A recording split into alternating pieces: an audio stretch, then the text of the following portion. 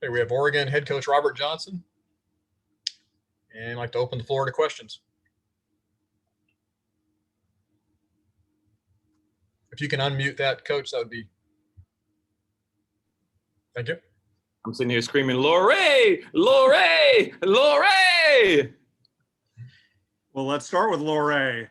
Go right ahead. Robert, is this how you drew it up? Ooh, no, probably not quite. I would have never, or I didn't come in here thinking that 79 was within our grasp. I had us in the high 58s, low 60s, and to have just phenomenal performances there, all within a span of 5, 6, 8, 10 minutes there, with the triple jump being the first event. Then you come right back with a mile, then you hit right back with a 60. So just 30 points, just right there, just bang, bang, bang, bang, bang. And so just really good stuff there in a hurry. But then I had to calm down and relax because then LSU went on a tear there in the quarter, and then as well in the hurdles. Robert, second highest point total for any team. You matched the great 94 Arkansas team with 6 championships. First team ever to sweep 8-mile 3,000. I mean, I could go on and on, but I mean, just how does this compare even to like the, that amazing group back in 15 and some of the others? Yeah, so we scored 72 or 74 there in New Mexico, and I don't know if that was 14 or 15, and that came from a very talented distance squad with some points there in the throws. And so this one is even more sweeter because it's more of a team effort. We hit on all cylinders all across the board, name an event, and we scored in it. And so that was impressive about this team compared to that team. And I'd be remiss if I didn't mention the job that Coach Taylor is doing with Makai and Gaston and the group of sprinters that we have that are back home, as well as Coach Thomas, winning the 8, the mile, the 3K, the DMR. Those are holy grail things there in distance running community. And Oregon has a distance running tradition. So just a great job by our coaching staff and Coach Henson there with Max Vollmer. Just all around points. You name it, and that's kind of what we built this team to be. Well-rounded. We're not going to be strong. We're going to be strong in everything that we do, and that's a direct reflection of our coaching staff. And how special is it that obviously for the championship that was going to be in Albuquerque last year, people wouldn't have known about EJ. People wouldn't have known about Makai. And these guys come out and score 20 points today. Yeah, we talked a lot about how are we going to be better the following year, even though I thought we were going to be on the starting point, the edge of doing something special last year because we had some really talented kids and we just wanted to get to the meet. They weren't as heralded as they were going into this year.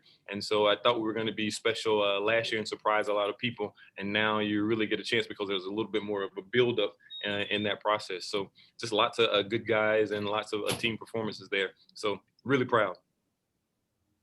Coach, were there any performances in particular that really surprised you today? Yeah, you don't understand how hard it is to have 6 individual national champions. Usually you nickel and dime these championships, and to have 6 individual champions is pretty special. Cole there in the 3K, we were going to pull him out there because we just didn't know what LSU was going to do because they could max out at 66 points if they won the 4x4. But we couldn't do that because the 4x4 is after the 3K. So, and then for him to go from being pulled off the line because we only needed 77 points to get to 67, and then to see him come from behind there. Good group of training group there. Those guys, Cole, Coop, they train together, they push each other, and just proud of the way they work. That's a good budding rivalry, and I'm glad they're on our team there. And there was only one guy in the field that could beat the nation's leader going into the meet, and he was on our team. Have you seen anything from Cole over the course of the last few months, either cardiovascular wise or just mentality that allow him to even do something like this? I mean, that's amazing to think he kind of knew he might not run it, and then he won it. And that's very unusual. Well, good question. I don't know if he might not have known that he was running, but us coaches were definitely batting that idea around. And eventually, like I said, we just made the decision to just go ahead and stay the course.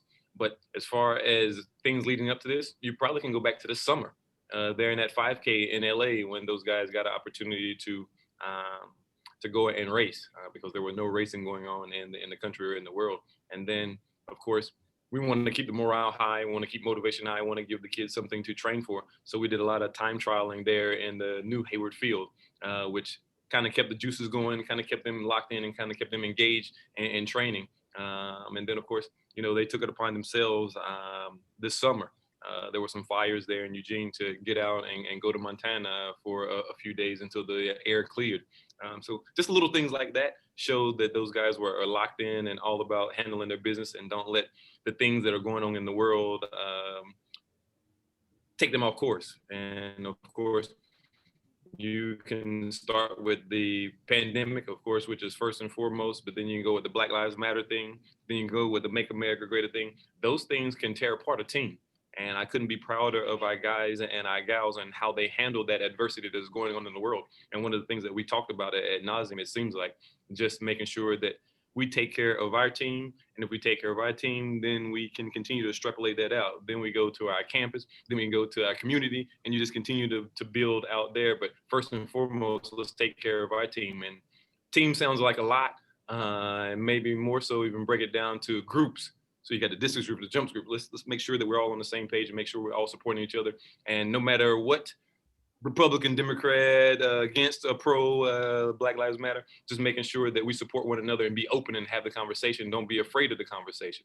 You know, just sit down and talk. Maybe you'll learn something that can help you later on in life. Just because the world is a big place and a very diverse place. So there's going to be all types of different people that you're going to come encounter with, and you may not know their backgrounds or where they're from, but just to be able to be open and listening and maybe get a perspective of how they grew up, how they come, why they think the way they think, I think is super important. And there's no better place to do that than on a college campus where learning is paramount and just the manifestation of our program.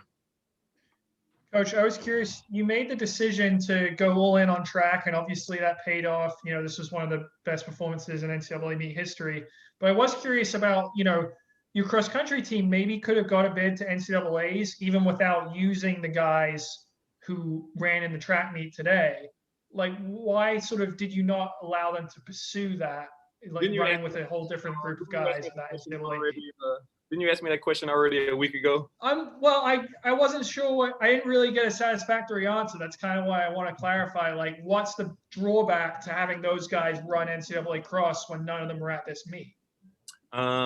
Absolutely. We decided as a team, like I told you before, there in February, we wanted to make sure that I didn't care if we did cross country, I didn't care if we did track and field, but I wanted to make sure that we put our kids in a position to be successful. Now, if you can draw me up a plan that they could do that in cross country, then let's put our eggs in that basket. And if you want to make sure that that same basket in indoor track, and then obviously we wanted to be maximum flexibility was our theme there going into the year. So that's why we had a cross country season. That's why we put on some meets, or actually we didn't put on meets. We went to some meets there at Lane Community College, and just to make sure that we give our kids flexibility. Because if you look at football and basketball, they're getting canceled every other week.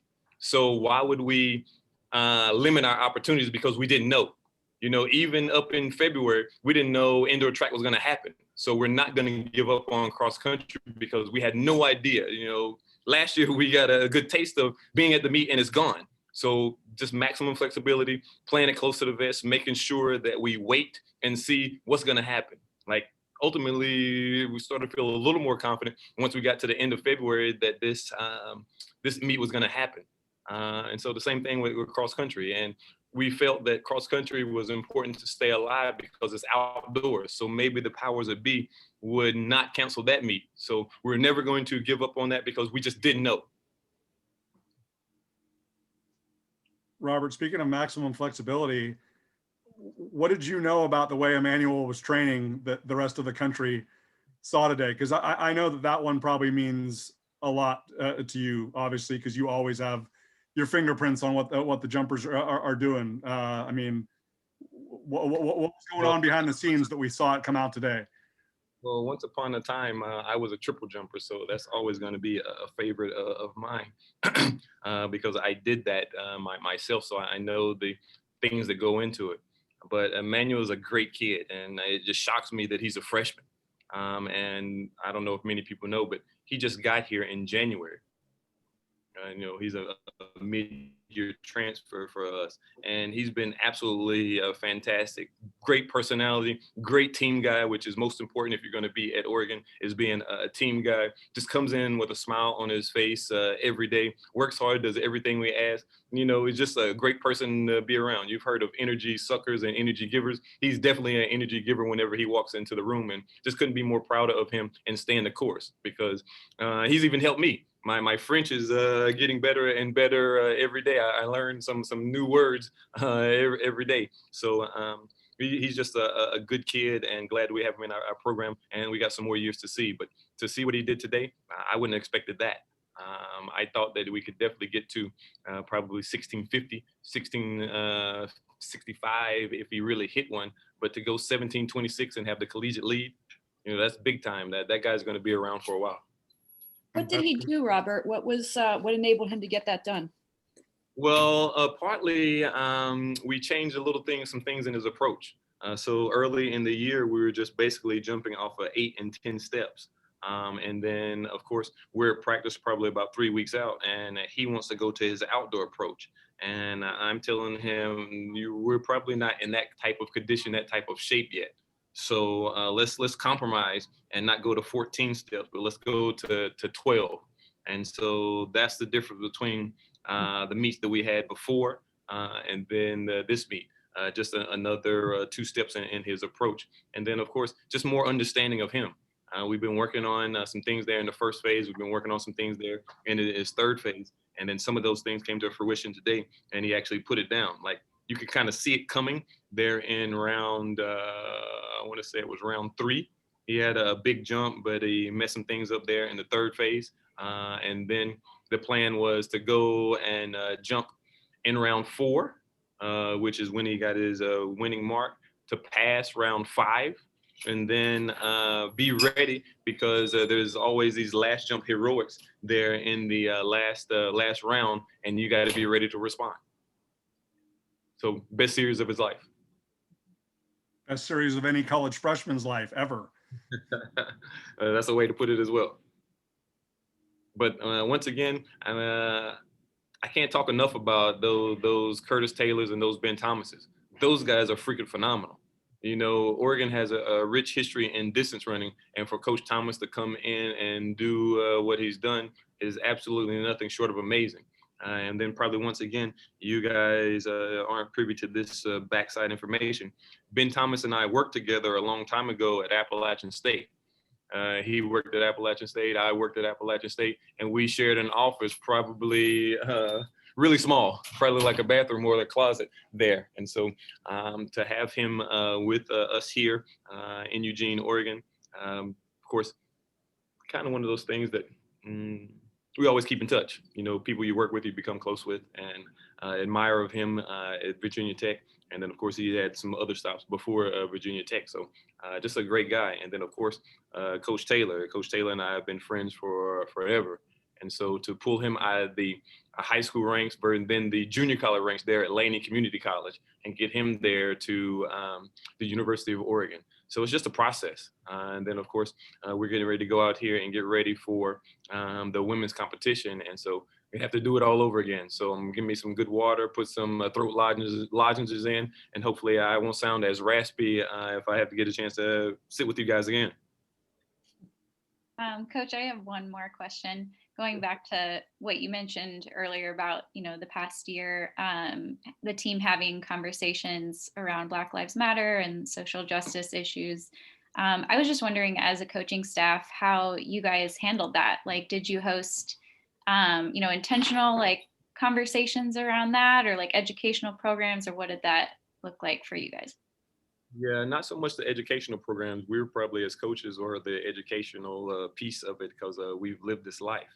And I said this when I was in an interview with Otis Davis, that for the first time in my life, I couldn't be more hopeful because the kids of this generation are seeing these things firsthand.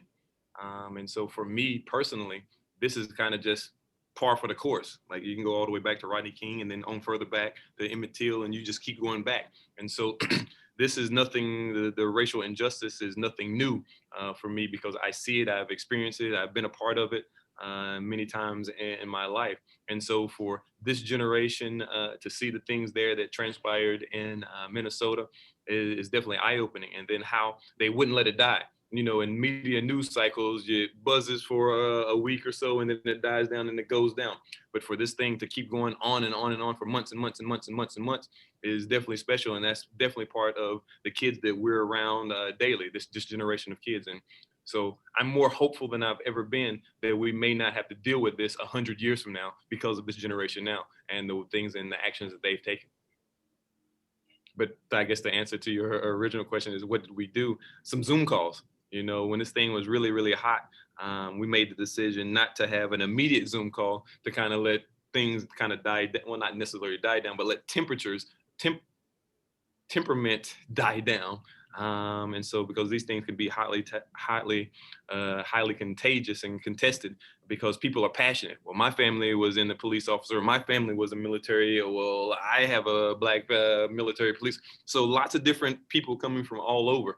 And so they can be very impassioned when you start to hit home on family because everybody is very protective of their family. And so after probably a week or so, we just sent out some emails and talking about how can we make a change in the world, and maybe not so much the world, but just our team. And then just like I explained earlier, not only our team, but then let's work on our team, then let's work on the university, then let's work on the community, and then start to extrapolate out there. But first and foremost, let's take care of our house and ours. And I keep saying team, but maybe it was even more smaller than that with groups. There in groups, because of course there's different dynamics in different groups, and we have people that are for and against, and that's okay, and that's perfectly okay. And the thing that I emphasize and try to tell them is, let's be open to somebody else's opinion. You know, we don't know it all. Maybe the way they are or the reason why they do the things they do is because that's all they know. And so if you don't have the conversation with them, maybe they have no other idea that there's another perspective out there. And so after the emails and suggestions on what we do, then there was a Zoom call. And then it necessarily wasn't a coach or a staff driven Zoom call. It was them. You know, let's get you guys in on a Zoom call and just talk. Everybody express their feelings, talk about their past, and then that can be some of the start of the conversation. And of course, the pandemic has kind of limited us to it because it doesn't quite have the effect that it should. But as we move closer and closer to hopefully moving through this thing, I'd love to continue that conversation and put those guys in a room. And guys and gals, when I say that, put them in a room so that way it can be even more effective and even more conversation. And so we haven't gotten to that point yet, but that's one of the things that we want to do whenever we're allowed to gather in groups. Are you worried, Robert, at all that it could become a divisive for the team? Absolutely. Absolutely, I'm worried. We have some strong personalities on our team on both sides of this thing. And if we don't handle it the right way, it can definitely be divisive. It divides our households. I don't know why we would think that we couldn't divide our team. We got friends that probably stop speaking over some of these things because one person feels one way versus another. Hell, there's even husband and wives. Husband feels this way, wife feels this way. So it can definitely be something that can be problematic if we don't take the elephant out of the room. And so part of the elephant out of the room is let's have the conversation. And of course, you got to be respectful because some people are going to be very passionate about the way they feel and the way they're brought up. But I also plead and ask that just be open-minded, just listen. You know, God gave us 2 eyes and 2 ears, and oftentimes the only thing that we're using is the one mouth that we have. Let's use these 2 things that we have 2 of. All right. Any other questions for Coach Johnson? Let him get back to his preparations for the women's championship. Thanks a lot, Coach. Congratulations. Hey, sorry to get off on a tangent there. This is something that, of course, is important and is important for us. Me personally, is important for our team because it can be something that can divide us, but it also can be something that can bring us together. And more importantly, that's the thing that I'm looking for, is for it to bring us together, for us to be even a stronger team. And that's the ultimate premise of all of these conversations is how can it bring us together as people, because we have a very diverse team, from blacks to whites to Europeans to Africans. We got it all at the University of Oregon, and what better place to resemble the world. We appreciate you sharing that. Thanks, guys.